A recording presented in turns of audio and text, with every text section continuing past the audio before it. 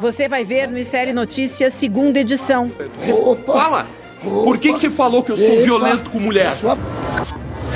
Parlamento sequestrado. Oposição impede os trabalhos no Congresso pelo segundo dia. Se acorrenta no plenário e faz chantagem por Bolsonaro. Não dá pra se rir, né? Nós estamos aqui acorrentados. O tarifaço tá valendo. Governo Lula aciona a Organização Mundial do Comércio contra a taxação e China sai em defesa do Brasil. Sem diálogo. Não é assim que nós estamos acostumados a negociar. Lula diz que não vai se humilhar, ligando para Trump. O presidente da República não pode ficar se humilhando para outro. E vai debater o tarifaço com os BRICS. Estamos preparando como é que nós vamos lidar com as empresas brasileiras que vão ter prejuízo nessa situação. O ICL Notícias, segunda edição, está no ar.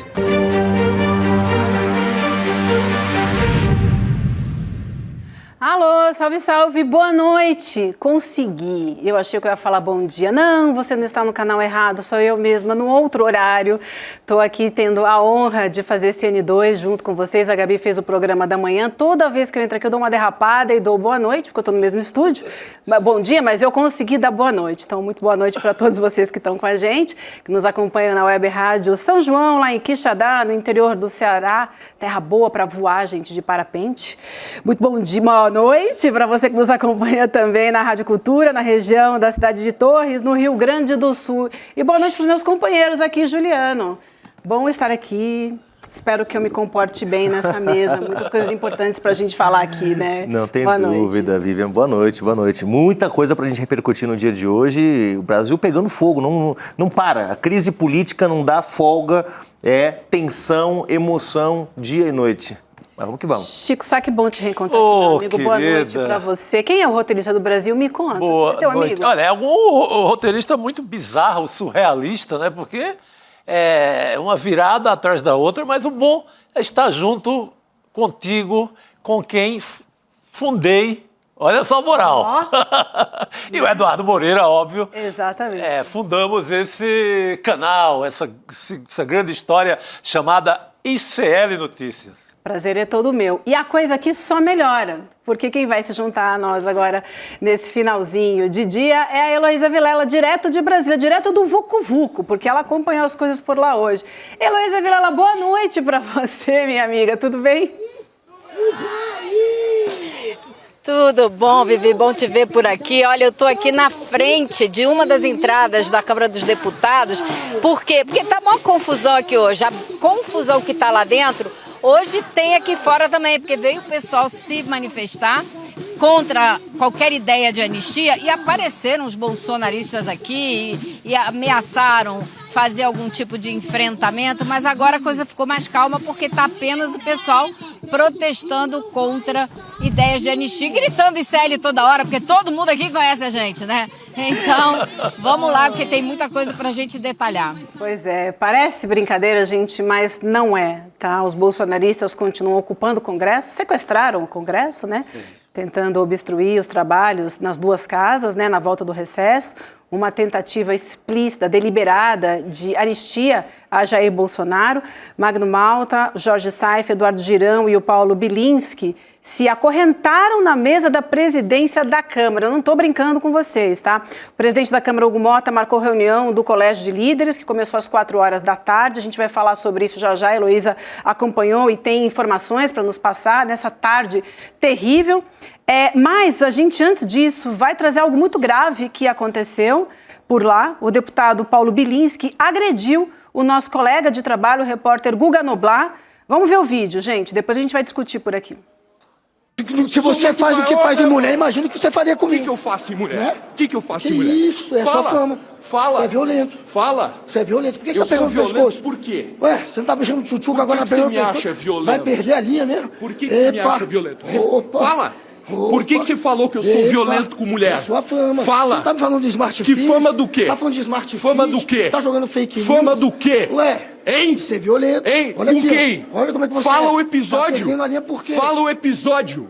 É a sua Fala. fama, é um violento. Fala. É uma pessoa violenta. Fala. Tá sendo violento. Fala o episódio. Tá falando de Smart Fit. Fala o episódio. Tá porque jogando fake você news por quê? é um chupeteiro Você é um do Lula. chupeteiro do Bolsonaro.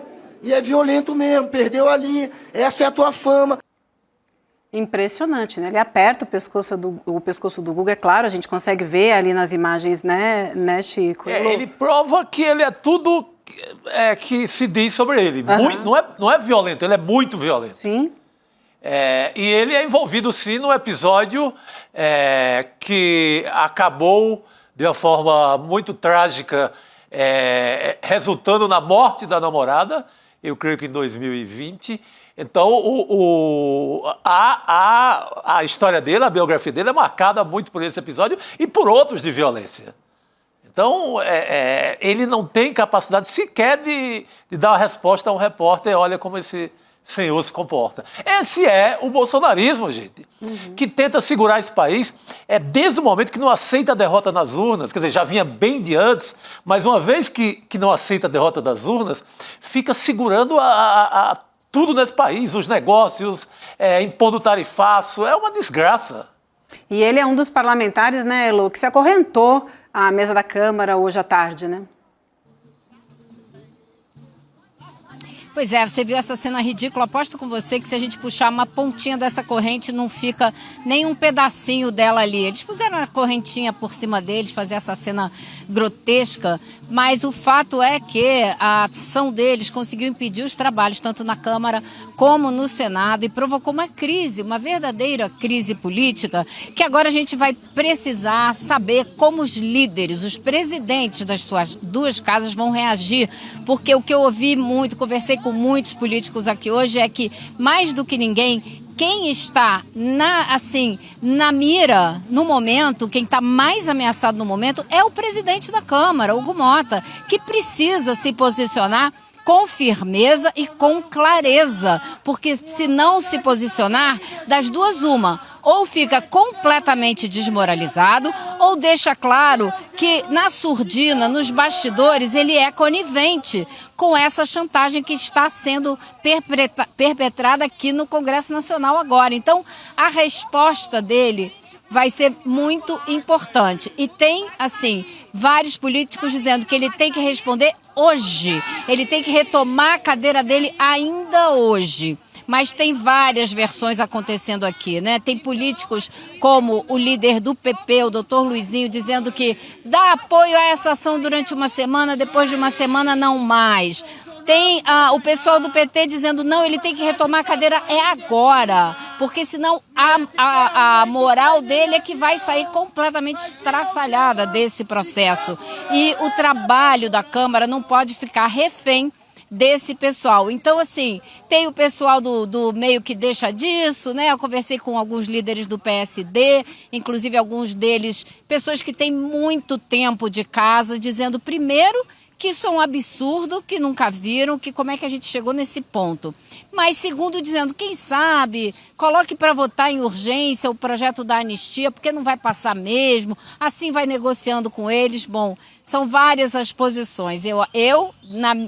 Do meu ponto de vista, acho que não tem que ter conversa com sequestrador, não tem que pagar resgate, tem que ir lá, tomar a cadeira de volta e botar esse pessoal, né, no lugar deles, que é uma discussão no Conselho de Ética, se tem que ter punição para eles todos. Sim, a gente vai trazer depois as conversas que a Heloísa Vilela teve durante o dia de hoje, mas queria te perguntar, Juliana, a gente está falando de um sequestro e também de uma chantagem. Enquanto isso, pautas importantes estão travadas, né? O que eles não fizeram foi combinar com a sociedade brasileira que a gente ia pagar o pato por isso, né? Então, eles estão combinando, estão querendo a anistia de Bolsonaro, mas a sociedade brasileira é que paga, porque enquanto isso essas pautas estão trancadas. Exatamente. Primeiro, solidariedade ao nosso colega Guga, né? O que aconteceu ali só mostra como é que essa turma atua.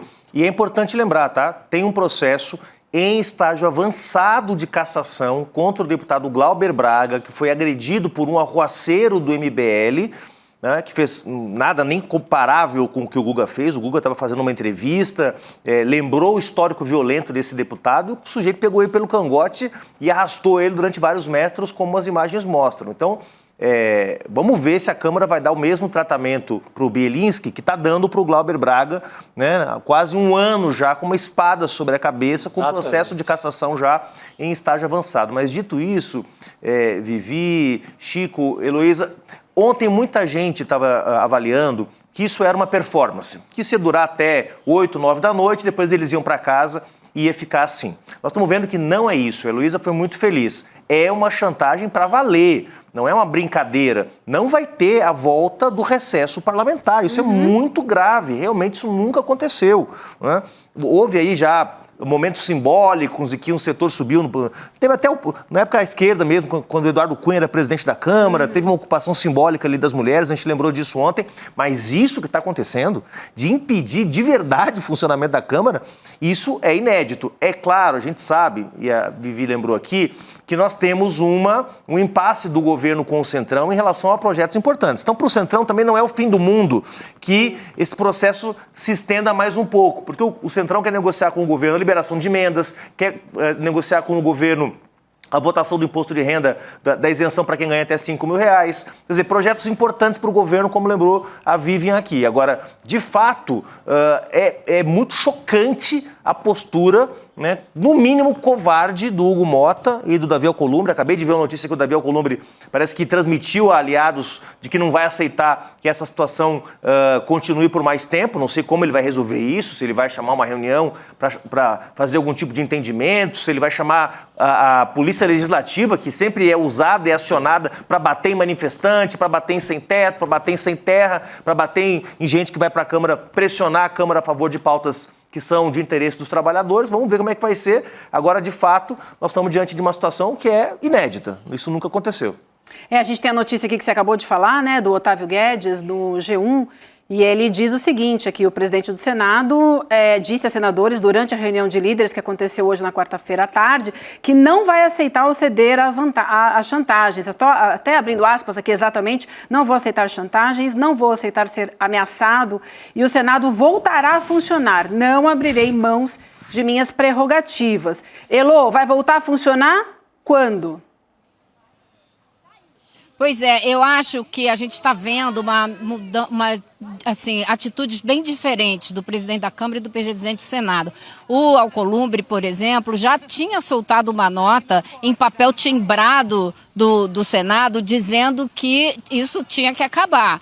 O Hugo Motta nunca soltou uma nota em papel timbrado da Câmara. Ele simplesmente fez uma postagem na internet muito em cima do muro e tal. Agora, hoje, todos os dois reuniram os líderes da Câmara na casa do Hugo Motta e do Senado, na casa do Alcolumbre, para discutir essa situação.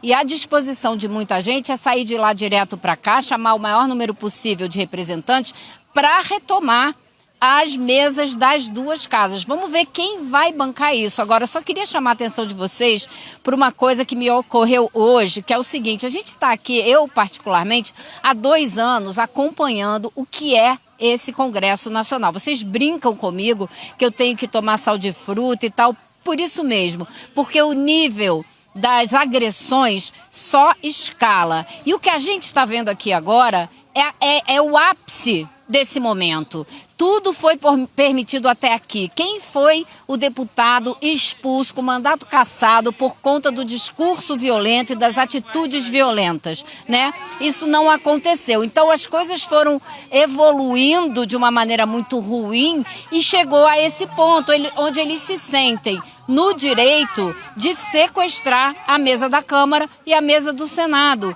E isso é um absurdo, mas isso é uma construção que não foi barrada lá atrás, quando deveria ter sido barrada. É igual a Jair Bolsonaro defendendo o torturador no Congresso Nacional e saindo livre, leve e solto. Deu no que deu. Então a gente tem agora, nesse exato momento histórico, a possibilidade, tanto para Hugo Motta quanto para Davi Alcolumbre, de dar um basta nisso tudo e começar a colocar a vida política do país em outros trilhos, no lugar em que ela deve estar, do debate civilizado, da troca de ideias distintas, diversas, opostas, não importa, mas colocá-las no lugar certo do debate e aí da votação. Quem tiver os votos leva, e quem puder negociar e ajeitar um pouco, vamos conceder aqui, você concede ali, é isso que a gente precisa, é isso que se espera que os líderes das duas casas façam a partir de agora. Mas eu tenho muita esperança que isso aconteça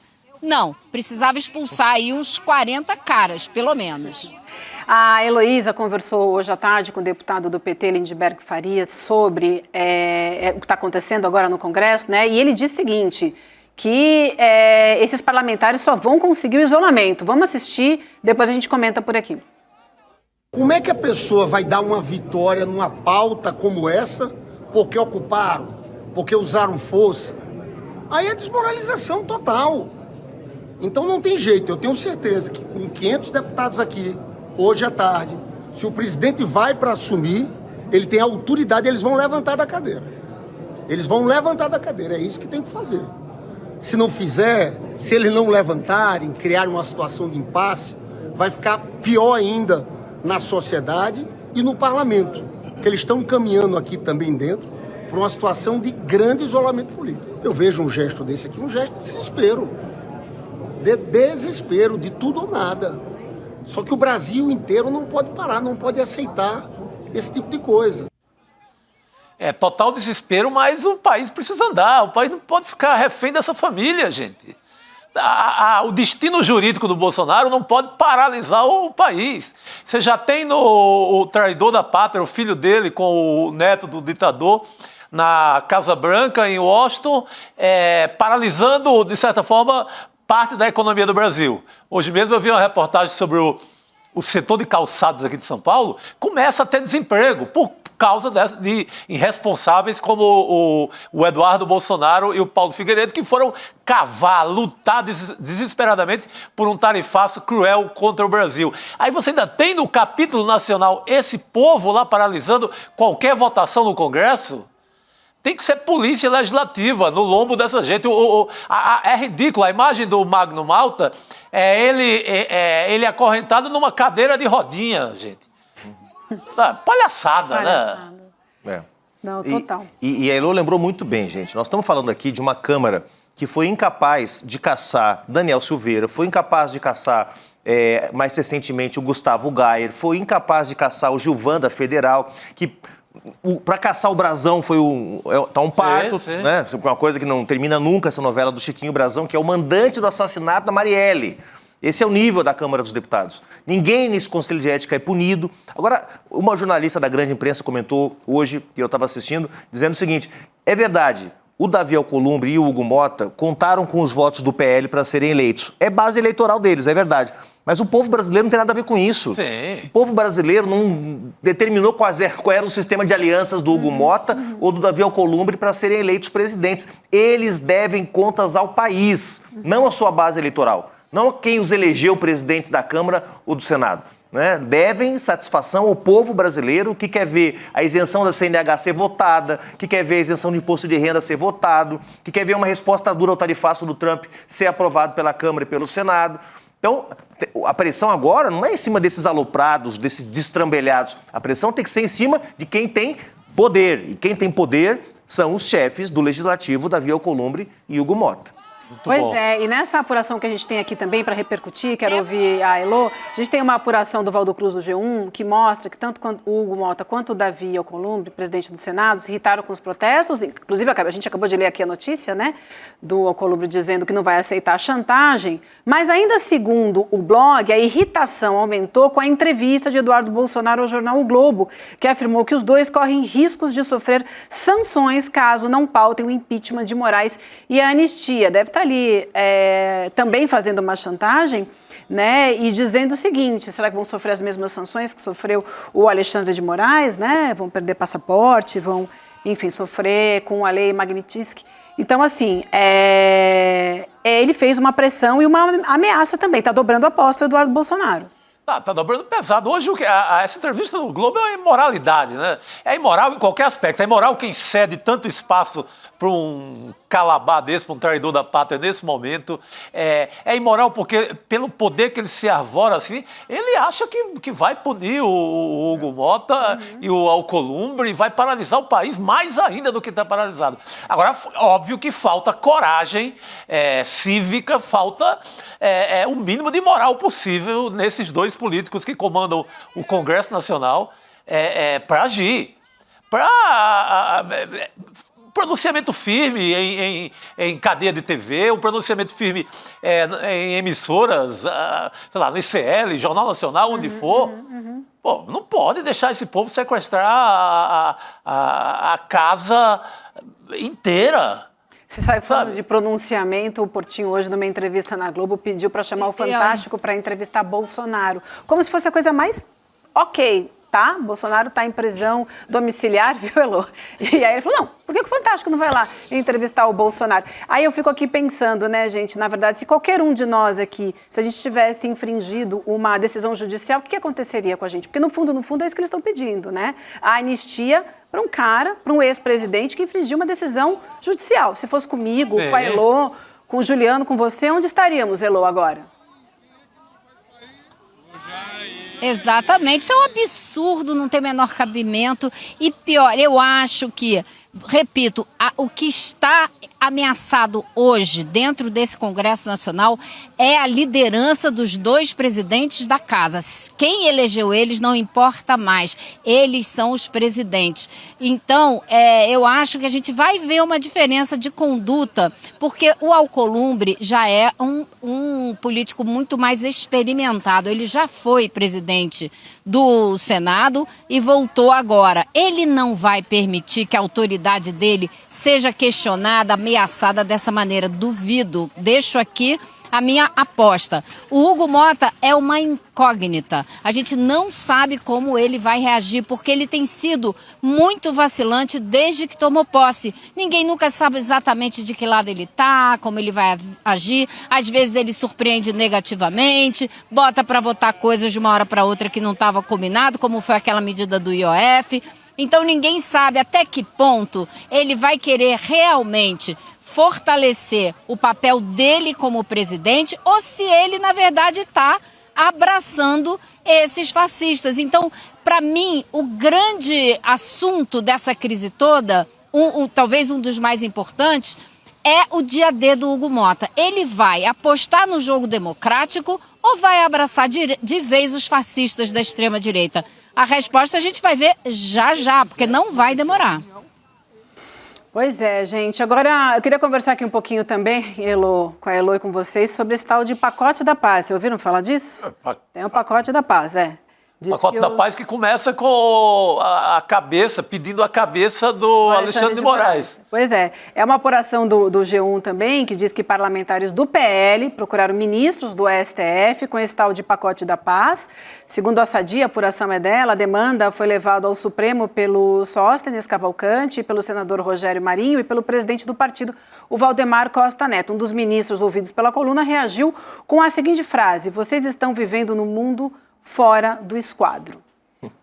Totalmente, né? Porque se eu vou negociar a paz, eu já vou com um pedido na cabeça do principal ministro, pelo menos o ministro de maior visibilidade do Supremo, que ontem dizia o alarde inteiro, partindo óbvio de lá de dentro de algum dos ministros, era que o Alexandre de Moraes estava completamente isolado. Completamente isolado, estávamos à beira de ver a prisão do Bolsonaro ser revogada porque ele não tem moral nenhuma mais no Supremo. Hoje a gente já viu que a coisa não era tão assim. Né? Pode até ter um ou outro descontente, mas o Gilmar já referenda a decisão do Moraes logo cedo, fala com todo mundo, acalmou um pouco essa boataria em torno da fragilidade do Alexandre de Moraes. Mas pacote de paz com pedido de cabeça? Onde? Agora, até as emas do Palácio da Alvorada sabem quem foi que vazou esse negócio de que a decisão do Moraes causou desconforto entre os ministros. Tem um ministro no Supremo que vaza tudo para a imprensa, sim. É amigo dos grandes jornalistas aí, das grandes emissoras, mas não vem ao caso. O que eu queria ressaltar aqui é o seguinte: por que eu acho que esse pacote da paz, que na verdade é o pacote da impunidade, tem que ser olhado com uma certa atenção? A apuração da Malu Gaspar, confirmada por várias fontes, ontem aconteceu uma reunião entre ministros do Supremo e alguns líderes políticos do Centrão, basicamente, tá? O Davi Alcolumbre à frente, na casa do Rodrigo Maia, ex-presidente da Câmara, para aliviar a tornozeleira eletrônica do Marcos Duval. O que isso tem a ver com o Bolsonaro? Porque a decisão que levou a aplicação das cautelares sobre o Marcos Duval não foi referendado pelo Senado. E teve uma vez que isso aconteceu com Aécio Neves, ainda na época da Lava Jato, em que o Senado revogou a cautelar imposta ao Aécio porque não tinha sido consultado. Então tem um precedente. Foi uma decisão considerada um pouco mal amarrada do Alexandre de Moraes. Então ontem teve uma reunião de ministros do Supremo com chefes políticos do Centrão para discutir como lidar com o Marcos Duval. O que isso significa? Significa que há canal de negociação. Ou seja, a ideia de que as decisões do Supremo estão totalmente livres de influência política não é verdadeira. Porque há muita pressão em cima do Supremo para que o Supremo faça concessões. Até agora, o Alexandre de Moraes tem sido bastante firme, mas a pressão vai aumentar. E eu acho que é por isso, Elô, que está por trás desse silêncio vergonhoso, ou do quase silêncio vergonhoso de Hugo Mota e Davi Alcolumbre, porque estão tentando ter canais de negociação para dar alguma migalha para o bolsonarismo para tentar desarmar essa situação, fazendo aquilo que a Elô mencionou aqui, covardemente negociando com o sequestrador, ao invés de encontrar o sequestrador, liberar o refém e prender o sequestrador, estão negociando quantos R$1.000 que eles podem entregar para o sequestrador. Exatamente. Elô, você começou hoje a sua fala aqui com a gente. Eu acho que pode ter havido aí um ruído de comunicação. Vai, Elô, vai.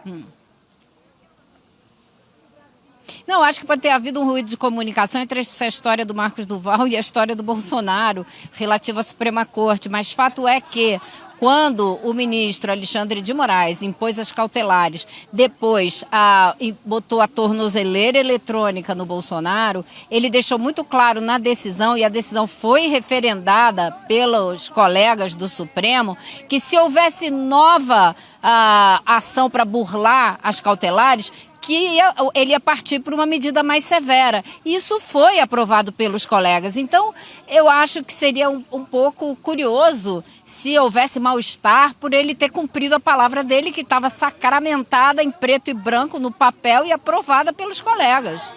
Agora, a melhor forma de resolver isso é ele botar logo a primeira turma para votar, porque vai referendar a decisão dele e aí desfulaniza a discussão, né, Elô? Porque aí não é mais o Xandão, o xerife, não. A primeira turma referenda as medidas cautelares, né, tanto em relação ao Bolsonaro quanto outras que tiverem para ser julgado, e aí tira esse bode da sala. Ele não tem, pela regra do Supremo, ele não tem obrigação de fazer isso, mas seria de bom tom. Vai ter recurso, certamente, né, para o plenário, para a primeira turma, né? Ele vai ter oportunidade, então, de mostrar que tem o apoio, e eu acho que tem mesmo, né?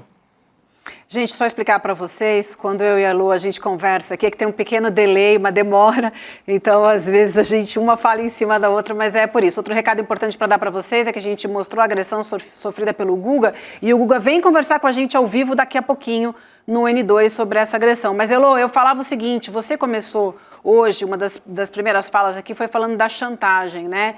E a gente está muito preocupado com o projeto de isenção do imposto de renda para quem ganha até R$3.000. E a gente teve hoje no N1 a comprovação dessa chantagem. Queria falar sobre isso contigo, né? Ela foi confirmada pelo deputado federal Alberto Fraga, do PL, em entrevista à jornalista Manuela Borges durante o N1. Isso foi ao vivo. A medida provisória que garante a isenção expira na segunda que vem, e Fraga alegou que tem que endurecer o jogo e que, abre aspas, sente muito, fecha aspas, se o governo não teve competência de votar a medida provisória em tempo hábil. Está confirmando a chantagem, né, Elô? Com certeza, está dizendo qual é o preço, né? Qual é o resgate que eles estão cobrando. Só vamos liberar isso, só vamos deixar votar isso se deixarem a gente votar a anistia. Está muito claro, e eles falam abertamente. E esse é o discurso da base do governo, do PT, dos demais partidos do PSOL, de que não é possível que essa turma deixe milhares de brasileiros que se beneficiam já dessa isenção do imposto de renda passarem a pagar, porque vai caducar a MP, porque eles não estão permitindo que os deputados e os senadores votem o que precisam votar aqui no Congresso. Então, assim, é descarado, e eu acho que isso é que é importante da população saber. Quem está do lado de quem está trabalhando para si e para o seu mito, e quem está trabalhando para a sociedade brasileira. Isso aí, gente. Vamos seguir por aqui, então. Tem outra notícia para a gente repercutir. O ministro Alexandre de Moraes autorizou que Jair Bolsonaro receba visitas de familiares próximos sem necessidade de aviso prévio. Antes, ele só poderia receber as visitas dos advogados. Então, agora, essa medida foi alterada. A medida contempla filhos, cunhadas, netas e netos. Entre as determinações que permanecem válidas estão as restrições de contato com outros investigados, o uso de tornozeleira eletrônica e o cumprimento integral da pena no local determinado. A ditadura, como eles chamam, né? A ditadura do Possessão, Xandão. né? Eles que amam tanto o coronel Brilhante Ustra, esse sim, não é um torturador de mulheres, com as técnicas mais medievais possíveis. E é o ídolo do Eduardo Bolsonaro, do Flávio Bolsonaro, da turma toda da família. Aquilo sim era ditadura. Não um ministro do Supremo que decide por visitas familiares, mesmo estando numa prisão domiciliar. O Collor não está tendo essa moleza, por exemplo. Não que o Collor seja melhor do que o Bolsonaro seja melhor do que o Collor. Acho que os dois se equivalem. Mas o Collor não está tendo essa moleza lá em Maceió. Só pode advogado. Então é um benefício que até admirei essa bondade toda do Xandão, porque, no meu entendimento, era só advogado mesmo, e quem já mora na casa. Aí nós estamos falando de gente que... Aí você pode considerar que ele foi, o Collor já foi julgado e condenado, né? Então você pode argumentar que o Bolsonaro ainda não foi, só que ele continua descumprindo as cautelares, né? Não, eu estava comentando aqui, Elô, que a gente, na verdade, está se tornando recorrente chamar a democracia de ditadura para poder ter uma ditadura que eles vão chamar de democracia. Esse é o nível de inversão da realidade, na verdade, uma realidade paralela que os bolsonaristas querem criar. Agora, acho que foi mais um movimento também calculado do Alexandre de Moraes.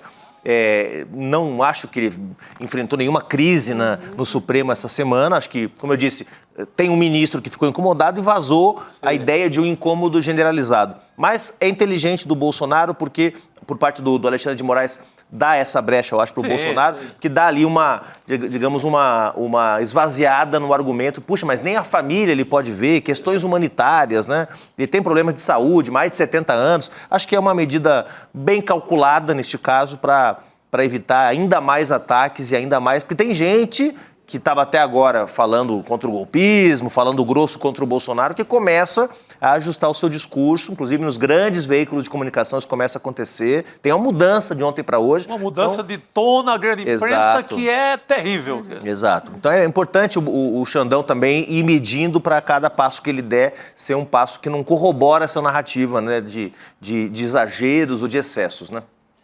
Elô, a última pergunta para a gente finalizar por aqui, que a gente já tem o nosso próximo convidado pronto para entrar. Vamos para a segunda noite de acorrentados aí? Aparentemente sim, a não ser que depois dessas duas reuniões do Colégio de Líderes da Câmara e do Senado haja uma decisão de vir aqui retomar a presidência e a mesa, né, que é a disposição da esquerda, digamos assim, aqui no Congresso. Então, eu vou ter que ficar aqui mais um pouquinho para ver o que acontece. Elô, a prioridade é sua, qualquer novidade chama a gente por aqui então, tá? Sinto muito, minha amiga. Abraço, Elô. Tá joia. Boa noite, pessoal. Boa noite, Elô. Obrigado. Eu falei mais cedo, Vivi, com uma das líderes da oposição lá na Câmara, que me disse que o Hugo Mota fez uma série de reuniões reservadas na residência oficial, entre 2 e 3 da tarde, não chamou todos os partidos, chamou alguns, chamou os maiores partidos e os partidos que apoiaram a sua reeleição, que são quase todos, né, para tratar da crise. Ainda não há notícias sobre o que foi discutido nessa reunião, ou se foram conversas individuais, mas ele está desde cedo aí tentando achar uma saída para a crise. E o Alcolumbre falou, a gente noticiou aqui, né? Exato. Que vai acabar, que a casa vai voltar. No caso do Agora, vamos aguardar. A gente vai conversar agora, convido toda a nossa audiência, com o Diego Rosarin, que é analista de geopolítica, conversa com a gente agora do México. Diego, seja bem-vindo ao ECL segunda edição. Boa noite para você. Obrigada pelo seu tempo e compartilhar com a gente aqui. Obrigado a vocês pelo convite, um prazer. De que lugar você fala exatamente? Você está no México, né? Então, sim, na verdade eu sou brasileiro, mas eu moro fora Sim. do Brasil há aproximadamente há uns 25 anos e agora faz 7 anos que eu estou morando no México, no norte do México, perto da fronteira com os Estados Unidos. Tá bem, obrigada então. Vamos lá. O tarifaço entrou em vigor, hoje era o dia, né? E aconteceu para valer. O governo brasileiro acionou a Organização Mundial do Comércio contra as taxas que foram impostas por Donald Trump. A nota do Itamaraty destaca que o Brasil está aberto às negociações, mas que ao impor as sobretaxas, os Estados Unidos ferem compromissos firmados na OMC. A gente tem um trecho, eu quero ler para vocês. E aí a nota do Itamaraty diz assim: ao impor as citadas medidas, os Estados Unidos violam flagrantemente compromissos centrais assumidos por aquele país na OMC, como o princípio da nação mais favorecida e os tetos tarifários negociados no âmbito daquela organização. Acionar a OMC não dá garantias de solução.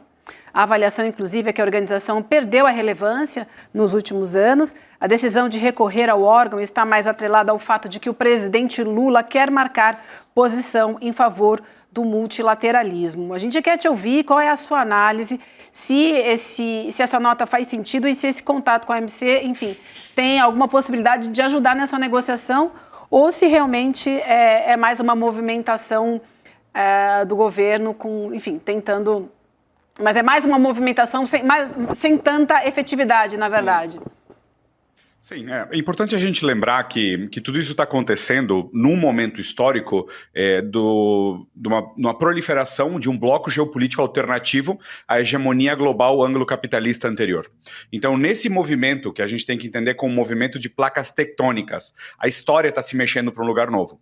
Então, a gente cresceu, na maioria dos telespectadores que vão estar escutando essa conversa hoje, a gente cresceu na promessa da Pax Americana, né, naquela ordem mundial onde os Estados Unidos sempre operou como um tipo de polícia internacional e ele promovia ou garantia um tipo de ordem no sentido de direito e direito positivo, a maneira em como as leis guiavam o comportamento da humanidade.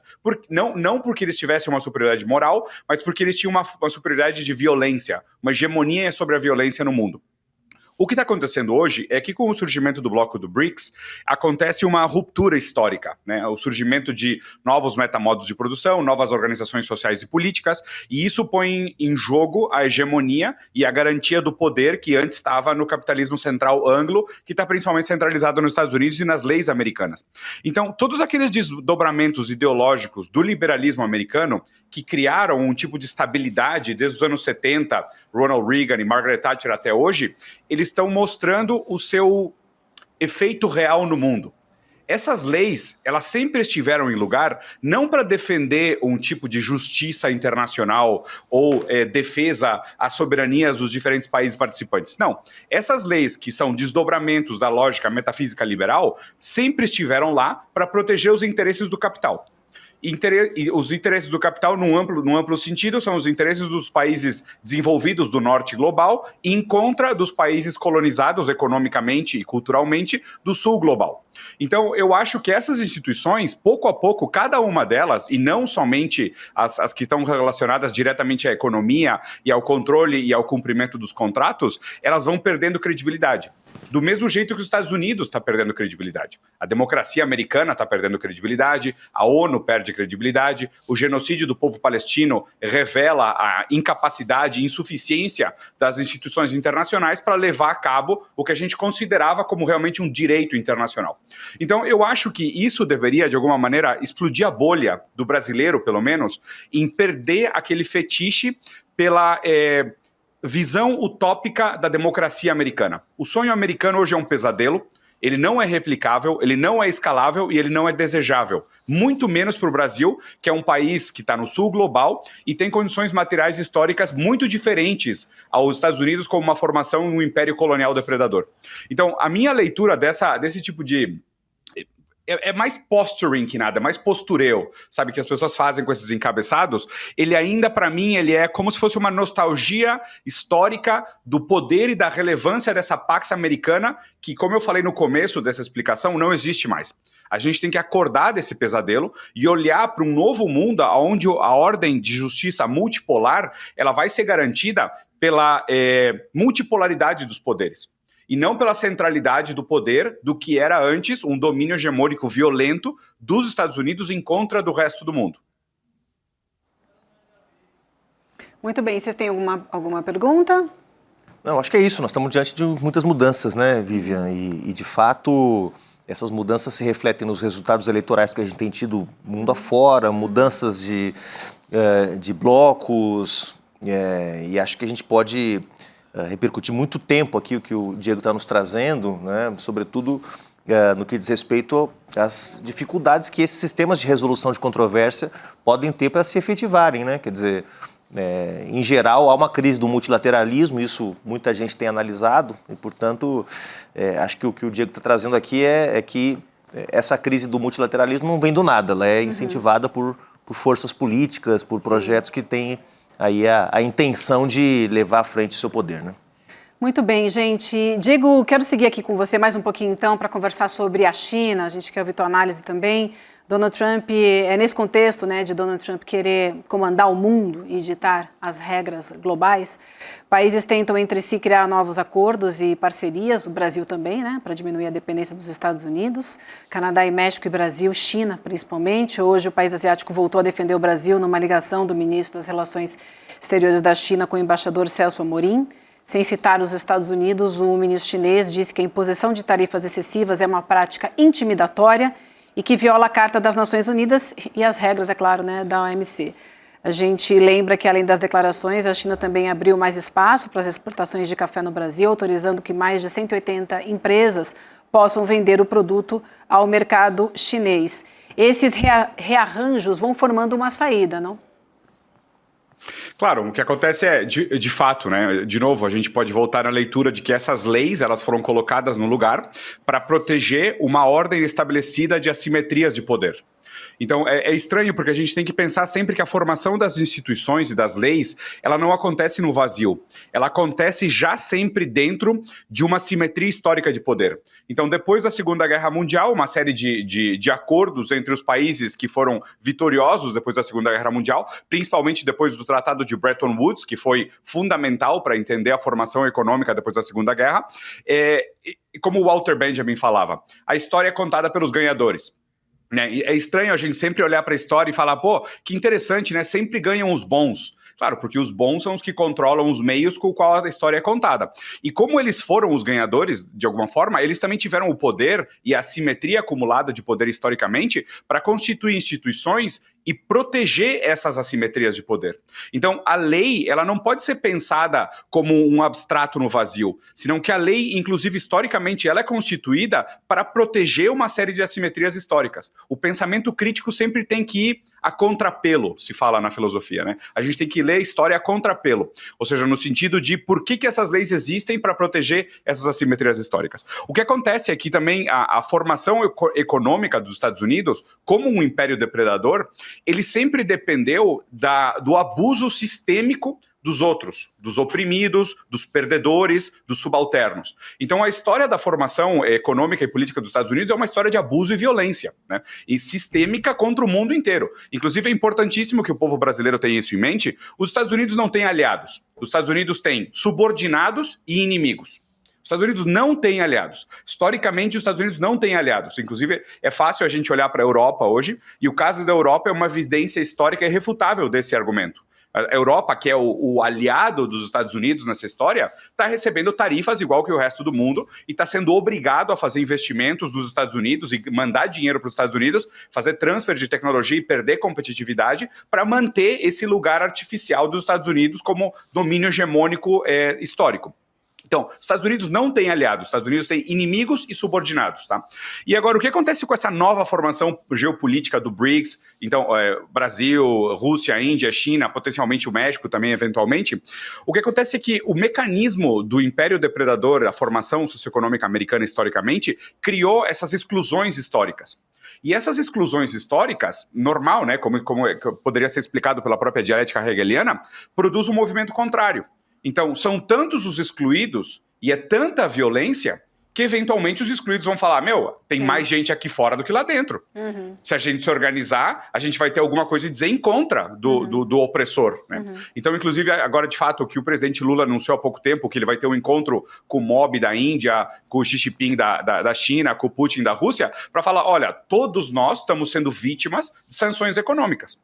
Então a gente tem que sentar, negociar como a gente vai sair dessa, se apoiando por fato de a gente ter uma coisa em comum. Nós somos vítimas de sanções econômicas. E eu acho que nesse sentido eu gostaria de fazer a conclusão do meu ponto aqui, a minha observação.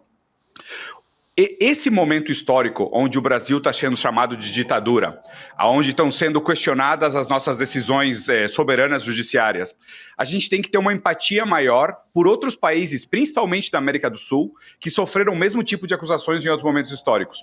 A Bolívia, a Venezuela, a Cuba, tá? São países que passaram pelos seus diferentes processos de insubordinação fundante, tirar a bota americana do pescoço, né? E tentar fazer uma formação econômica soberana. E agora o Brasil, que está tentando fazer um projeto soberano, está sentindo o custo político de tentar ser um país soberano, né? O bom é que nesse momento histórico existe uma alternativa. Anteriormente talvez teria sido impossível para o Brasil tentar ter uma saída soberana, porque o peso da bota era muito grande. Mas hoje em dia a gente sabe que a balança comercial da maioria dos estados brasileiros é favorável a ser a China e não é mais favorável a ser os Estados Unidos. E definitivamente os Estados Unidos estão sentindo isso. Então sabe, esses, não sei, tantrums que o Trump está fazendo, essas choriques que o Trump está fazendo, eles não são só uma reação ao aliado político, que, de novo, os Estados Unidos não têm aliado. Ele é muito mais um acúmulo estrutural de uma série de decisões estratégicas que deslocam o domínio dos Estados Unidos sobre o sul global. Muito bem, Diego, quero agradecer demais a sua participação aqui com a gente hoje, contribuiu bastante para o nosso debate, até uma próxima oportunidade, então. Claro, um prazer, sempre um prazer colaborar com vocês. Obrigada, Obrigado. querido. A gente hoje ainda vai receber daqui a pouquinho a Cristina Serra, junto com o embaixador Roberto Azevedo, para a gente seguir falando do tarifaço. Inclusive, gente, porque o Brasil já estuda aí junto com a Apex a possibilidade de novos compradores para os produtos que seriam exportados para os Estados Unidos, principalmente café e manga. Então, daqui a pouquinho, a gente vai conversar com eles. Eu tenho um recado agora para vocês e segura aí, audiência, porque o Guga entra na sequência desse recado para falar dessa agressão que ele sofreu do Bilinski, tá? O recado que eu tenho é o seguinte, gente, segundo o portal de dados abertos do Ministério dos Direitos Humanos e da Cidadania, mais de 2,6 milhões de violações foram denunciadas só neste ano, de janeiro até o começo de agosto. Com tantos direitos humanos sendo violados todos os dias, nunca foi tão urgente a gente falar sobre esse assunto. No novo episódio do Web Comunistas, a Laura Sabino e o Ian Neves entram de cabeça nesse tema, mostram como a pauta dos direitos humanos também podem ser utilizadas para defender os interesses dos poderosos, coisa que a gente vê a extrema-direita fazendo bastante aqui no Brasil, né? A gente tem um trechinho, vamos acompanhar. E por isso que a gente sempre fala que para garantir realmente direitos humanos como alimentação, moradia, saúde, emprego e lazer, é preciso acabar com a propriedade privada dos meios de produção. É preciso reorganizar a forma como a gente produz e reproduz a vida, como a gente distribui, como a gente consome. E falando assim, parece que o nosso inimigo do dia, de novo, é o capitalismo, né, Laura? Quem manda ser um sistema de merda que só gera desgraça? Pronto, falei. O episódio está imperdível, a gente faz o convite para vocês, então, icl.com.br/webcomunistas. Confira esse e todos os outros episódios. Agora sim, gente, a gente vai convidar o Guga para entrar aqui de última hora, para a gente conversar, porque hoje, como nós mostramos no começo do programa, o Guga sofreu uma agressão quando ele tentava entrevistar o deputado Paulo Bilinski. Quem não viu, enquanto a gente faz aqui a entrevista, eu vou pedir para a gente repetir essa imagem, para a gente mostrar para vocês. Mas, Guga, primeiro toda a nossa solidariedade de toda a equipe do ICL. Olha, tá aí o momento, gente. A gente pode rodar um pouquinho e eu já cumprimento o Guga? Vamos? Acho que é importante para quem não pegou. Primeiro ele empurra, né? Fala, você é violento. Por que você tá pegando o pescoço? Por quê? Ué, você não tá beijando de tchutchuca agora, Por que você me acha violento? Vai perder a linha mesmo? Por que você me acha violento? Fala! Por que você falou que eu sou violento com mulher? É sua fama. Fala! Você tá me falando de Smart Que Fit? fama do quê? Tá falando de Smart Fit? Fama do quê? Tá jogando fake news? Fama do quê? Ué, hein? de ser violento. Hein? Olha Com aqui, quem? Olha como é que você Fala é. o episódio. Tá perdendo a linha por quê? Fala o episódio. É a sua Fala! fama, é um violento. Fala! É uma pessoa violenta. Fala! Tá sendo violento. Fala o episódio. Tá falando de Smart Fit Fala o por quê? episódio. Tá jogando Porque fake você news por quê? é um chupeteiro Você é um do Lula. chupeteiro do Bolsonaro. E é violento mesmo, perdeu a linha. Essa é a tua fama. Tá aí, então, para você que não acompanhou, a gente mostrou no comecinho do programa, isso foi hoje, o Guga tá aqui. Então, Guga, nossa solidariedade em primeiro lugar, meu amigo.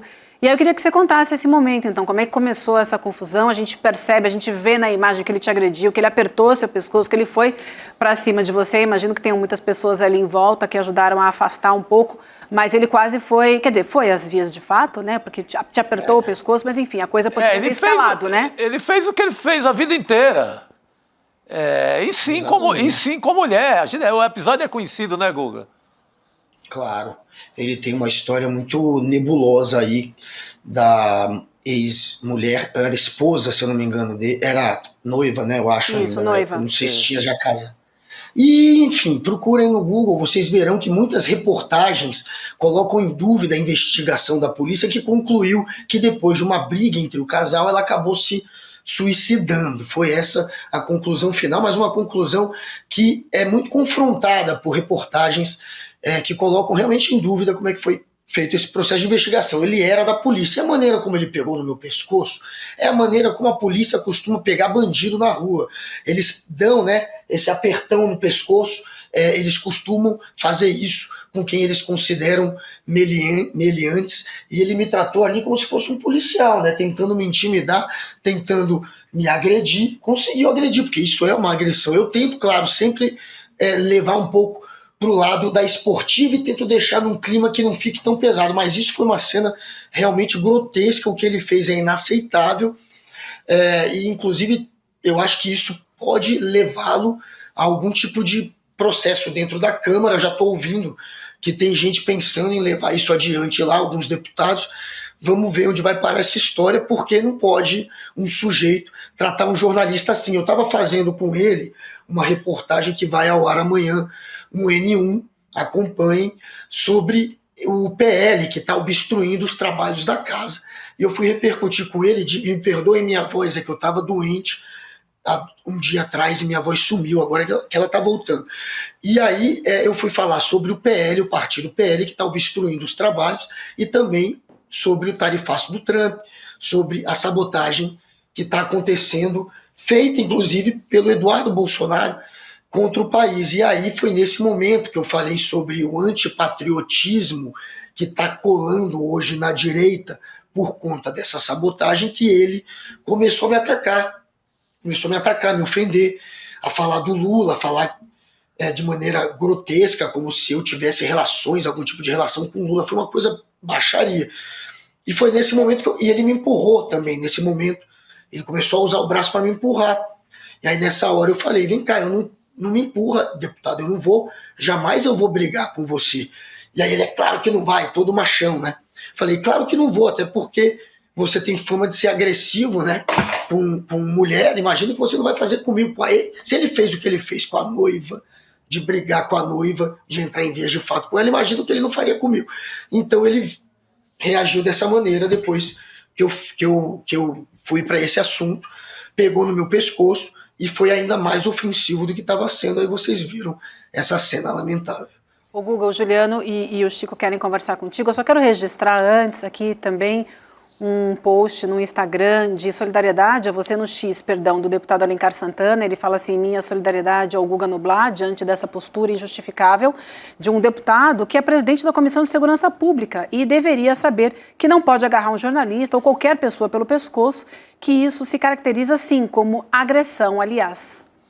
Guga, meu irmão, primeiro de tudo, também aí receba um abraço caloroso. Você tem feito um trabalho super corajoso na cobertura de Brasília, com leveza, com bom humor, que é do jeito que a nossa turma aqui também no ICL gosta de acompanhar, e você tem o carinho das pessoas exatamente por essa leveza e por esse bom humor, mas imagino que também deva doer, né, esse tipo de arbitrariedade, né, dentro da casa do povo, teoricamente, por uma autoridade, né, que é um deputado federal. Aliás, um sujeito que é a cara do PL de São Paulo, né? Sim, hoje, sim. A PM de São Paulo virou manchete mais uma vez por executar, né, um morador de rua, né, uma pessoa em situação de rua, com 3 tiros de fuzil. O sujeito, o policial militar tenta esconder a câmera e, na sequência, a câmera mostra o sujeito, né, a vítima sendo assassinada. É um negócio grotesco. Então, tá tudo mais ou menos dentro da concepção que essa turma atua. Agora eu queria que você comentasse um pouquinho mais, porque as imagens pegam ele já com a mão no seu pescoço e te empurrando, né? Qual é o momento que ele vai para cima de você? Quer dizer, quando você fala desse caso que é notório, como o Chico lembrou, que é público, né? Em que ele tem uma troca de tiros, ele recebe 2 ou 3 tiros da namorada, depois a namorada aparece morta. Conclusão dos autos é essa que você trouxe aqui pra gente. Né? Mas houve a suspeita na época de que ele teria assassinado a noiva. Então o que eu queria te perguntar, e atuado em legítima defesa, né? Veja se um policial não ia atuar em legítima defesa, obviamente. O que eu queria te perguntar é qual é o momento exatamente que ele perde as estribeiras, é quando você menciona esse episódio ou quando você fala alguma coisa ainda relacionada aos eventos da conjuntura? Não, ele já perde a estribeira no momento que eu falo sobre a imagem de antipatriota que está agora pegando na direita, por conta dele, por exemplo, que apoiou, né, o tarifaço no início. Não sei se vocês lembram quando aconteceu o tarifaço, quando o Trump veio com a história da tarifa, ele e mais um grupo de deputados fizeram uma moção em apoio ao Trump dentro de uma comissão. Foi uma coisa ridícula. Mas eu nem entrei nesse detalhe da moção, eu só falei, vem cá, e essa imagem de antipatriota que está colando por conta da tarifa, a tarifa que você também foi a favor. Ele, a partir daí, já começa a ser ofensivo. E ele me empurra, ele joga o corpo para cima de mim, e eu falo, vem cá, deputado, você tá me empurrando, não precisa me empurrar, não vou brigar com você. E aí ele fala, é claro que não vai, como se eu tivesse medo dele. Mas enfim, ele começa a ser agressivo no momento que eu estou falando sobre as tarifas, sobre a imagem de antipatriota que a direita está agora ganhando por conta dele, por exemplo, e do Eduardo Bolsonaro. Foi nesse momento que ele perdeu a linha e acabou, me empurrando e sendo ofensivo, e aí eu acabei indo para a história. Ele foi muito grosseiro, né, desde o início, desde o primeiro momento. Ele, assim que começa a entrevista, quando eu estou ainda falando de patriotismo e de tarifa, ele já começa a tentar jogar história de eu fazendo atos sexuais com o Lula numa academia, uma coisa extremamente bizarra. Ele falou isso bem no início da entrevista. Aí eu acabei fazendo a pergunta, falando que eu não brigaria com ele e citando esse caso nebuloso da morte da esposa, da noiva dele. Antes de você falar, Chico, eu queria só aproveitar e ler um trecho, gente, da nota oficial do Instituto Conhecimento Liberta sobre a agressão do Guga Noblat, sofrido pelo deputado Paulo Bilinski. Eu vou ler um trecho, tá? Esse comunicado é grande, mas acho que é muito importante a gente dividir isso, compartilhar com vocês. Então, o Instituto Conhecimento Liberta vem a público manifestar sua total indignação e repulsa diante do comportamento violento, baixo e intimidatório do deputado estadual Paulo Bilinski, ocorrido durante um evento público no qual estava presente o jornalista do ICL, Guga Noblat. Paulo Bilinski foi expulso da Polícia Civil de São Paulo por ter divulgado um vídeo com apologia ao estupro e ao racismo. Em discurso na Câmara dos Deputados em 23, ele homenageou seu bisavô que lutou na Segunda Guerra Mundial em uma divisão nazista na Ucrânia. O deputado não está apenas desrespeitando o parlamento e a imprensa, está atentando contra as bases da democracia. O Instituto Conhecimento Liberta vai acionar o deputado judicialmente em todas as esferas cabíveis, cíveis e criminais, além de pressionar o presidente da Câmara, Hugo Mota, para proceder à cassação do seu mandato. O ICL não espera a covardia da presidência da Câmara neste momento e também informaremos formalmente o Ministério Público e as demais entidades de proteção à imprensa e à integridade de jornalistas. Não aceitaremos intimidação, não aceitaremos violência como ferramenta de debate público. O ICL não tem medo. É uma nota assinada pelo Leandro Demore, que é o nosso diretor de jornalismo. Chico. Nota forte, né? Muito bem escrita, vai no ponto certo, lembra o currículo desse sujeito. Vê o currículo dele, Guga. Apologia ao estupro. Ligações familiares com o nazismo. Então é esse tipo de criatura que age da forma que agiu contigo. O Guga, no pleno exercício do jornalismo, o Guga se refere a um episódio mais que público. Tem foto, vídeo, ele ali sob a bandeira do trumpismo, apoiando o tarifaço. Não há como desmentir esse fato. Isso é uma pergunta feita em cima de uma coisa que acabou de acontecer. Então, ele só tem como argumento essa violência que ele agiu com o método totalmente dos tiras da polícia aqui de São Paulo. Ou da PM quando pega um adversário muito frágil. Porque com o PCC eles agem como gatinho, mas quando pega um morador de rua desprotegido, por exemplo, matam como acabaram de fazer aqui em São Paulo nesses últimos dias. Então, uma ação típica da polícia do Tarcísio, uma ação típica de toda a turma do PL, do partido dele ultimamente, que tem sido covardes, traidores da pátria. É esse sujeito que agiu dessa forma contra o bravo Guga Noblar, a quem eu deixo meu abraço forte, solidariedade, e não vão nos calar, Guga. É isso aí, Guga. Obrigado, Chico. Obrigado a todos. E olha, acompanhe amanhã no N1, que tem o Gustavo Gayer também tentando defender essa sabotagem do PL ao Congresso Nacional e à democracia. Isso é uma continuação do golpe, eles tentarem ocupar, porque isso não é nem uma obstrução, o que eles estão fazendo é uma ocupação realmente para não deixar acontecer os trabalhos até que se passe a anistia, uma chantagem absurda, inaceitável. Então tem o Gayer, tem o Bibo Nunes, que de certa maneira perdeu a linha também, apesar da gente ter uma relação bacana, ele fala comigo, né, cada um de um lado, mas ele fala. Só que hoje ele ficou também um pouco fora de controle, digamos assim, falando alto, porque eles sabem que não tem como justificar isso. Então todos eles, em algum grau, perdem a linha. Todos eles precisam gritar, ou precisam lançar fake news, ou precisam tentar ironizar a pergunta como se não fosse uma coisa importante. Mas comigo não funciona, eu sei como é que é o jogo deles. Agora todos estão sem argumentos, apelando de alguma maneira e perdendo a linha. Todos. Então assistam essa reportagem amanhã, que está bem bacana no N1. Vale a pena, e vai ter mais momentos com o Bilinski, esse cidadão que eu não sei como, né, virou deputado na sombra da Zambelli. Inclusive ela perdendo o mandato, há um papo de que vão ter que recalcular os votos dela e que ele pode perder o mandato. Quem sabe? Ou pode perder o mandato agora por agressão, por agredir um jornalista. Agora, o mandato dele está na berlina de algum jeito. Vamos torcer para isso. Muito bem, Guga, eu quero agradecer demais você abrir esse espaço para conversar com a gente hoje. Não estava combinado, mas diante do que aconteceu, foi muito importante a gente te ouvir. Amanhã, como o Guga já falou, a gente tem essa reportagem dele no N1, e também quero lembrar a vocês que a nota que eu li alguns trechos, né, a nota de repúdio do ICL, está na íntegra no nosso site, clnoticias.com.br. Mais uma vez, a minha solidariedade, minha e de toda a nossa equipe, é você, Guga, e até amanhã. Um abraço, querido. Boa noite. Um beijo para você, um beijo para o Chico, um beijo para o Juliano. Até amanhã no N1 e no rolê também. Fomos. É isso aí, Guga. Obrigado, querido. Vamos seguir por aqui. A gente vai seguir falando sobre o tarifaço, né, e sobre as medidas que o Brasil pretende tomar. Então, para isso, a gente convida a Cristina Serra, que nos acompanha agora nessa entrevista que a gente vai fazer com o embaixador Roberto Azevedo, que também é ex-diretor-geral da Organização Mundial do Comércio. Eu vou dar boa noite primeiro para a Cris. Boa noite, Cris. Bom te encontrar por aqui, querida.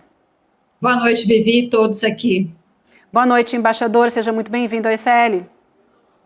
Boa noite, é um prazer estar com vocês. Prazer é todo nosso, muito obrigada. O tarifaço de 50% de Trump no Brasil começou a valer hoje. As perdas devem ser bilionárias para o Brasil. E há um esforço do governo para amenizar o impacto aos setores, a gente vai falar em detalhes ao longo dessa entrevista. Em paralelo, o governo Lula decidiu acionar a OMC, uma maneira de Lula marcar posição em relação à política econômica de Donald Trump. Embaixador, eu gostaria de começar fazendo a primeira pergunta, de que forma, né, a OMC pode atuar nesse caso e se o presidente Lula acerta ao acionar a organização nesse momento? Eu não tenho a menor dúvida de que o acionamento da organização é um passo correto. É um foro de debates importantíssimo, é um foro onde as partes se engajam, onde uma escuta a outra, onde há a possibilidade de se fazer queixas, de se apresentar o seu caso, os seus argumentos. Esse passo, que eu imagino que seja o que você está se referindo, é o acionamento do mecanismo de solução de controvérsias da OMC. Ainda que o mecanismo esteja paralisado, né, porque você não pode chegar à conclusão do contencioso, porque no momento em que a parte perdedora, nesse caso, seguramente seriam os Estados Unidos, apelasse para o órgão de apelação, né, recorresse ao órgão de apelação, naquele momento o contencioso se encerra. Mas até lá, tem outros passos, né, que nós vamos presenciar. Por exemplo, quando há um pedido de instalação de painel contra uma outra parte, que é o caso agora, o Brasil acionando os Estados Unidos, tem um período de consultas, né, obrigatoriamente há um período de consultas. A outra parte pode até não querer consultar, pode até não querer falar, mas está previsto isso. Então, é mais um mecanismo de diálogo. O Brasil não é o único. O Canadá também entrou com o contencioso da OMC contra os Estados Unidos por causa do tarifaço. A China também fez isso. E esses contenciosos todos ainda estão na fase de consultas. São, se eu não me engano, 60 dias de consultas. Se não houver entendimento, aí você passa para a parte de litígio propriamente dita, instalação do painel, apresentação dos casos e, eventualmente, o resultado seria arbitrado, né, pelo painel. Esse resultado que é arbitrado provavelmente seria apelado pelos Estados Unidos, se chegarmos a esse ponto, e aí, nesse ponto, o contencioso fica paralisado pela ausência da instância de apelação.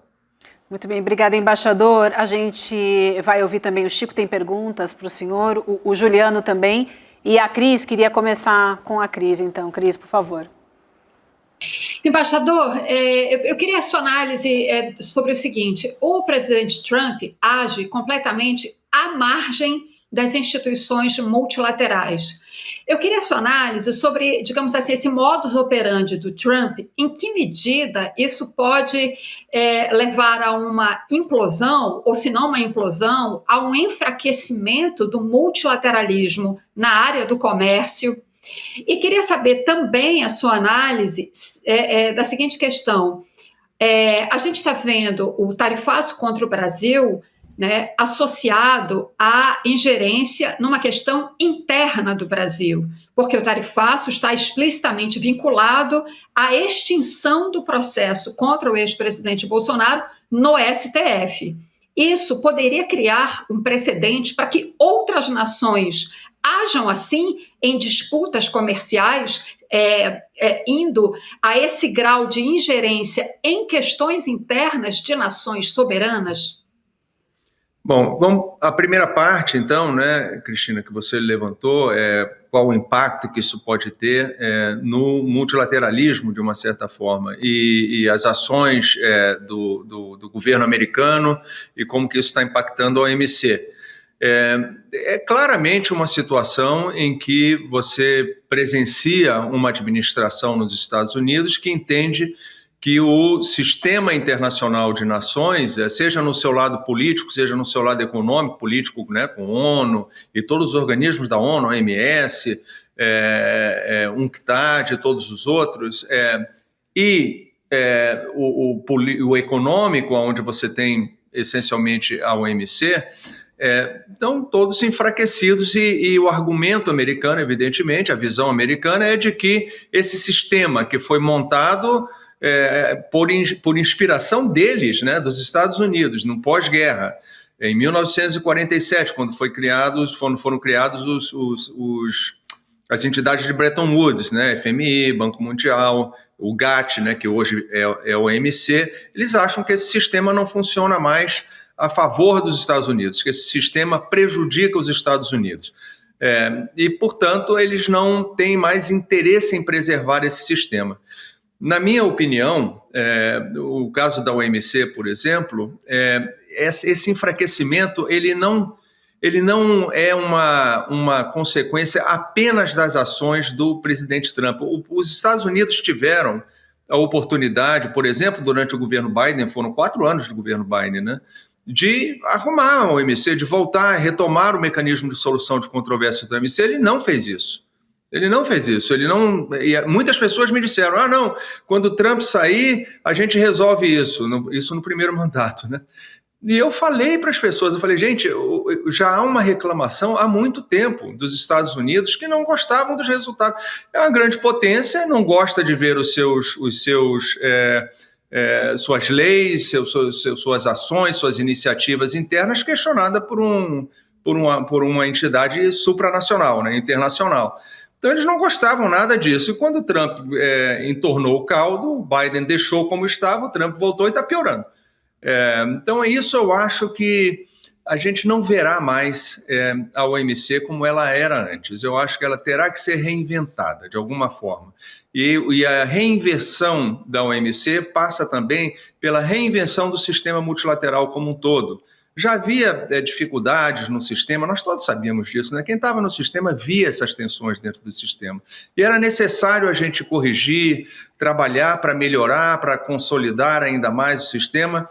Mas, às vezes, para que se faça esse tipo de reinvenção, é necessária uma crise, né? Nós claramente estamos vivendo essa crise agora, mas eu acho que o que quer que aconteça, nós não podemos perder o sistema multilateral, porque o mundo estará muito pior sem ele. Se é ruim com ele, sem ele é um desastre absoluto. Então, nós temos que fazer um esforço adicional, as nações têm que se envolver nesse esforço. Neste momento, está cada um cuidando do seu, essa é a realidade. Eu estive lá recentemente, está todo mundo tentando preservar suas relações com os Estados Unidos, de minorar o impacto dessas tarifas que não estão afetando só o Brasil, né? Estão afetando o mundo inteiro.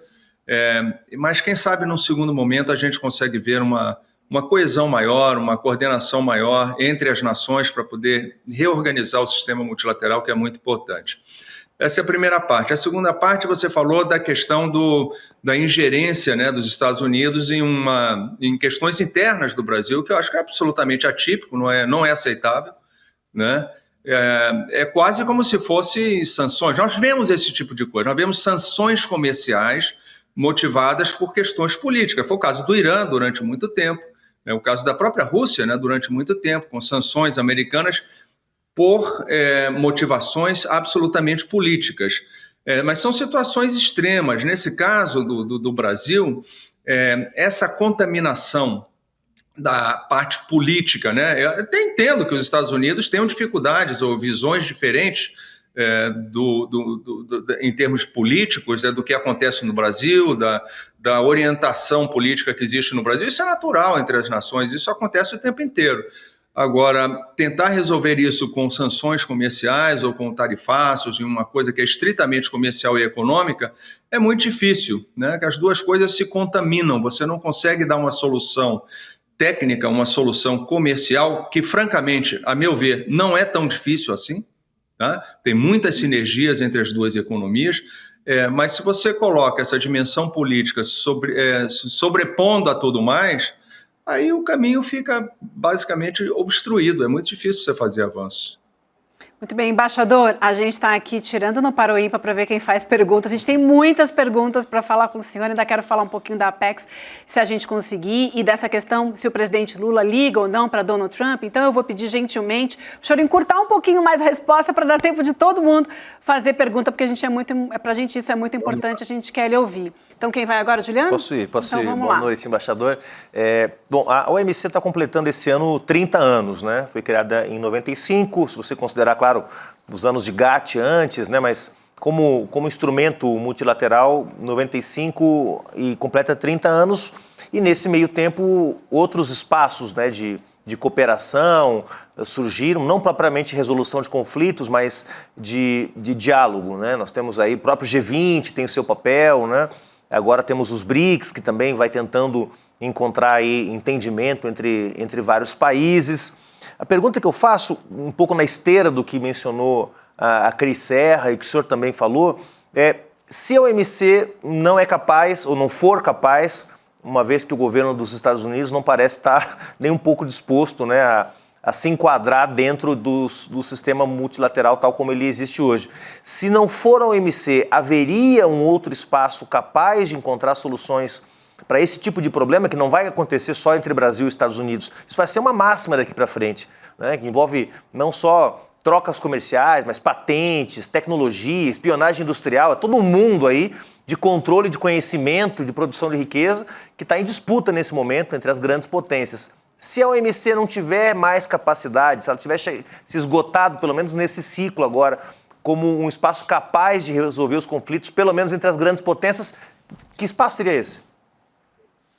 É difícil dizer, né, Juliano? Eu, quando estava na OMC ainda, chefiando a organização, eu falei para os membros várias vezes, olha, a nossa incapacidade aqui dentro, né, de encontrar soluções e de desenhar regras, atualizar as regras, vai fazer com que essas negociações, que essas novas regras terminem emergindo de outros foros, né, que poderia ser a OCDE, poderia ser os BRICS, poderia ser qualquer um outro, foros regionais que acontecem e brotam no mundo inteiro, dentro da União Europeia, ou sei lá, pode na ASEAN, surgirá em outros lugares, que são foros mais fechados. Então, a representatividade dentro desses foros não é perfeita. Muitos países estariam de fora. Então, é difícil saber exatamente aonde, mas a verdade é que o mundo não vai parar. Porque o mundo multilateral está paralisado não significa que regras não serão criadas, né? Que não teremos determinados foros para poder tratar de assuntos específicos. E o problema desses foros é que eles não serão tão representativos, tão legítimos, né, vamos dizer assim, quanto o sistema multilateral ele próprio. Boa noite, embaixador. Embaixador, a gente já tem um bom tempo dessa novela do tarifaço, né? Ao seu ver, que país tem conseguido achar ali o segredo de negociação com o Trump melhor até agora? Seria o México, com seu constante adiamento das tarifas? Qual país o senhor acha que negociou ali com um padrão de excelência até agora? Ou não existe manual para enfrentar o Trump? Eu acho, Chico, que não é nenhuma questão de habilidade de negociar ou capacidade de negociar ou ter um bom arcabouço negociador sobre a mesa. É uma questão de interesse, né? Quer dizer, a China, por exemplo. A China é um exemplo clássico. A China dobrou as apostas todas, os Estados Unidos foi subindo as tarifas, a China subiu também, perfeitamente consciente que um rompimento, um desacoplamento das relações comerciais entre Estados Unidos e China seria tão doloroso para os Estados Unidos quanto seria para a China, né? Pelo próprio grau de dependência que nós vemos dos Estados Unidos em termos de materiais, manufaturas, em termos, inclusive, de tecnologias sensíveis, como é o caso das terras raras, né, que os Estados Unidos precisam para fabricar os chips de última geração e que tem quase toda a produção monopolizada na China. Então, esses interesses concretos de parte a parte que facilitam o diálogo com os Estados Unidos, porque os Estados Unidos precisam da outra parte. Na medida em que os Estados Unidos não precisam da outra parte, fica muito mais fácil deles imporem a sua vontade. México, Canadá, União Europeia, China, são todos países que os Estados Unidos precisam manter relações comerciais de algum nível. E eu acho que essa é a força que esses países têm no diálogo com o presidente Trump e com os Estados Unidos. Muito bom. Embaixador, eu queria convidar o senhor junto com a gente agora para acompanhar, para a gente repercutir aqui junto uma entrevista à Reuters em que o presidente Lula disse que não vai ligar para Donald Trump para tratar do tarifaço. Vamos ouvir o que ele disse. A forma civilizada de dois chefes de Estado negociar se ele tinha vontade de tomar essa decisão contra o Brasil, ele poderia ter comunicado ao Brasil, poderia ter ligado, poderia ter proposto negociação. Mas nós recebemos o comunicado da taxação de forma, totalmente autoritária. Eu não tenho por que ligar para o presidente Trump, porque nas cartas que ele mandou e nas decisões, ele não fala em nenhum momento em negociação. O que ele faz é nova de ameaças. Um presidente da República não pode ficar se humilhando para o outro. Não há nenhuma articulação contra os BRICS, mas vai ter.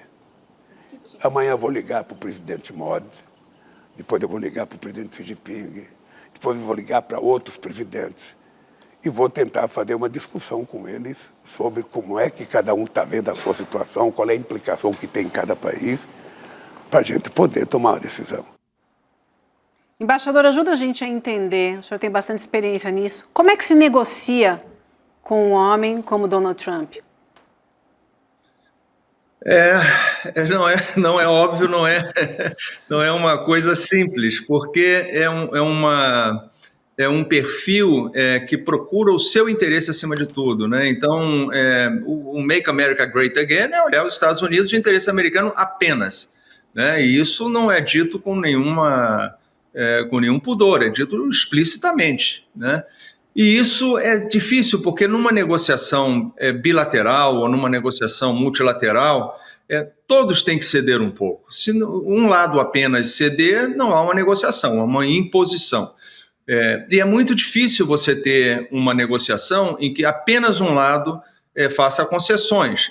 Acontece isso? Sim, pode acontecer. Mas aí em situações de assimetria de poder tamanha, ou de grau de dependência tamanho de um lado com relação ao outro, em que não há qualquer espaço para negociação, passa a ser efetivamente uma imposição draconiana de um lado com relação ao outro. Claramente não é o caso do Brasil, né? O Brasil não tem esse grau de dependência, nesse grau de subserviência, vamos dizer assim, com relação aos Estados Unidos. Então, é difícil você imaginar que o presidente Lula ou qualquer outro governante brasileiro aceitasse uma assimetria dessa natureza como foi colocada pelos Estados Unidos. Agora, não vamos nos esquecer também que o Brasil não é o único, tem vários outros países que se sentem da mesma forma. A grande diferença, porque foram... Aquela carta, eu olhei, eu comparei as cartas, eu me dei o trabalho de ir na internet, buscar as cartas que estavam publicadas ali e comparar. É a mesma carta. A carta ela é ipsis literis, a vírgula está no mesmo lugar, está tudo igualzinho. O que muda é, por exemplo, no caso do Brasil, aquele primeiro parágrafo, né? O primeiro parágrafo fala do presidente Bolsonaro. Ou a motivação, né, das tarifas adicionais, que no caso do Brasil, como nós não temos um superávit comercial com os Estados Unidos, pelo contrário, são os Estados Unidos que têm um superávit comercial no Brasil, então a alegação do déficit comercial não era válida, então colocou-se ali a questão das plataformas digitais, da mídia social, e que eram decisões do Supremo, coisas desse tipo, que são difíceis de dar tratamento também, né? Mas o resto da carta é um template, é igualzinho, todas as cartas são muito parecidas. Agora, a dimensão política que foi dada na relação com o Brasil e a associação da dimensão política às negociações comerciais é que é especial. Isso eu acho que só vi no caso brasileiro. Quero passar para a Cris fazer a nossa última pergunta. Isso, Cris, por favor. Eu estava pensando nisso.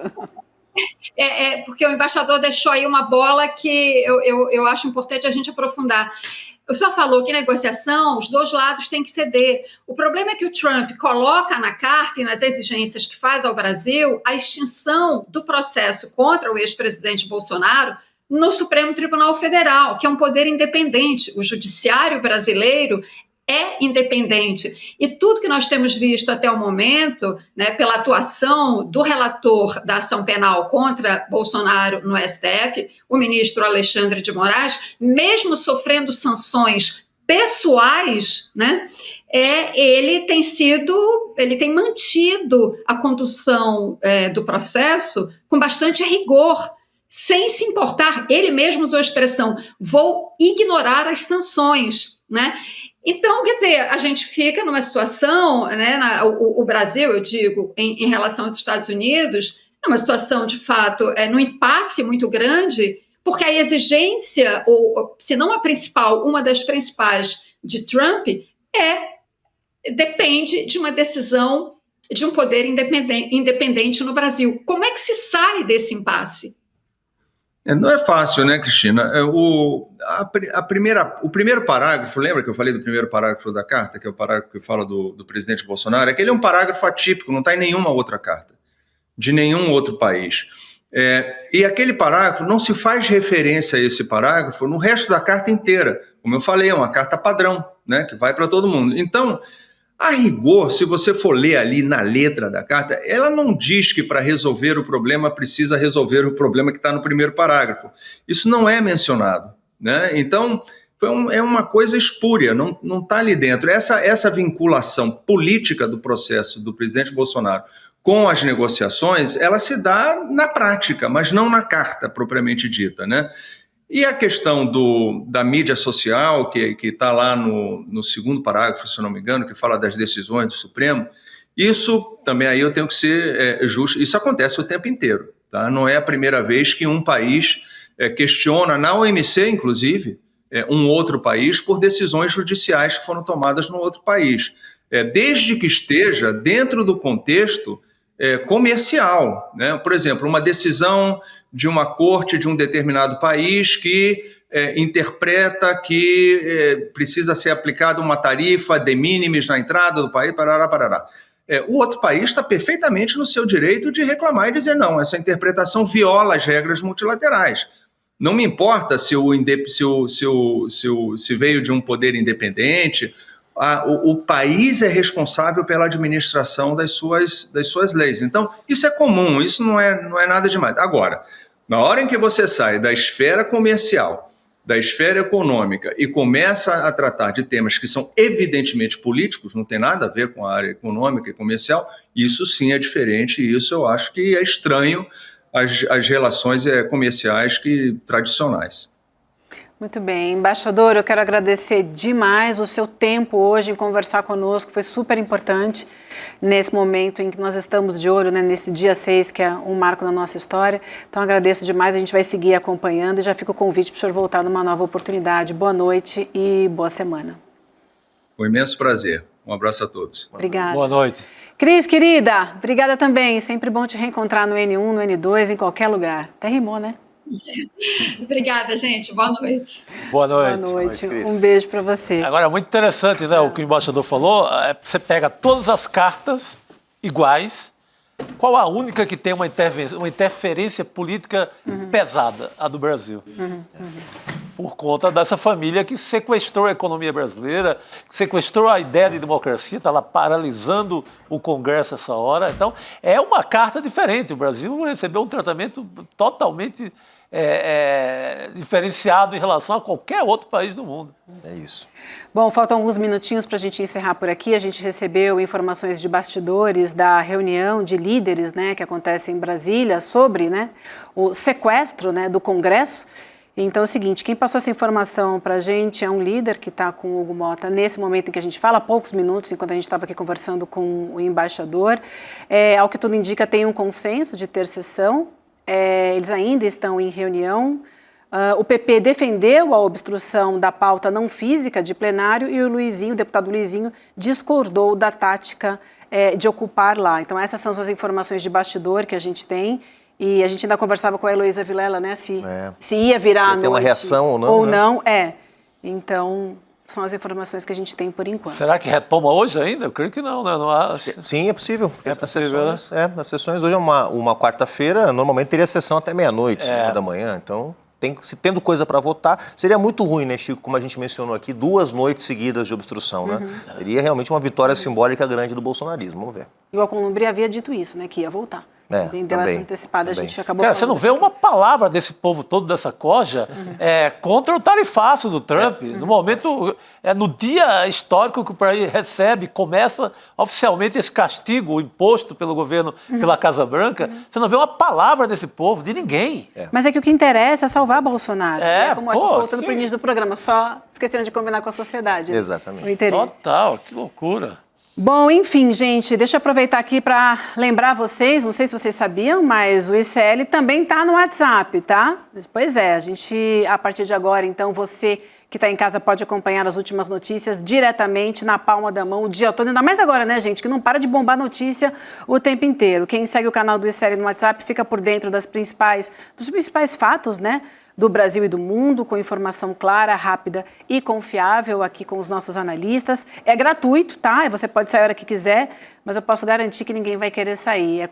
É a melhor maneira de estar bem informado na palma da sua mão. Na última segunda-feira, por exemplo, né, assim que a notícia da prisão domiciliar de Jair Bolsonaro saiu, quem estava no canal já ficou sabendo em primeira mão e é essa a nossa intenção. Então vai lá, icl.com.br/canal, entre, passe o seu dia sempre muito bem informado.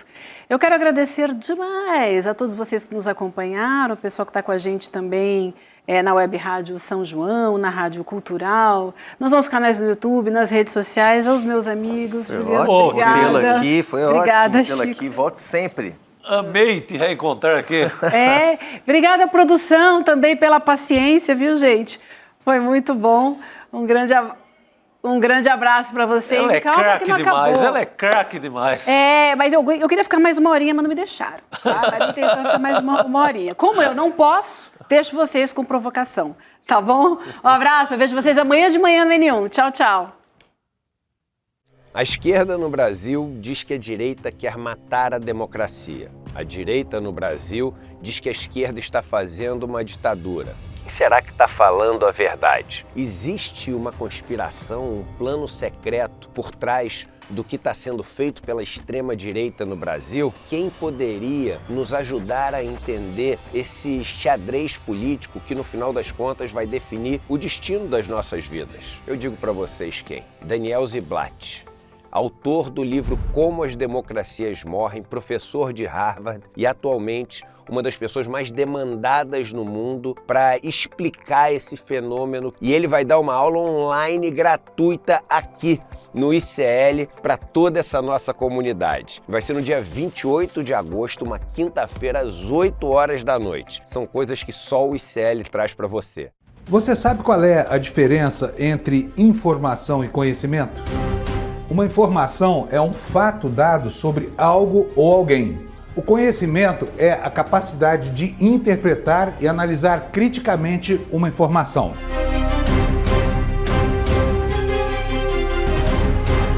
Todas as manhãs, o Desperta ICL analisa os principais fatos do Brasil e do mundo para que você comece o dia muito bem informado e cheio de conhecimento para entender o que está por trás das notícias. Não perca! Desperta ICL todos os dias de segunda a sexta às 7 horas da manhã. Comigo, Fábio Panunzio. Eu espero você.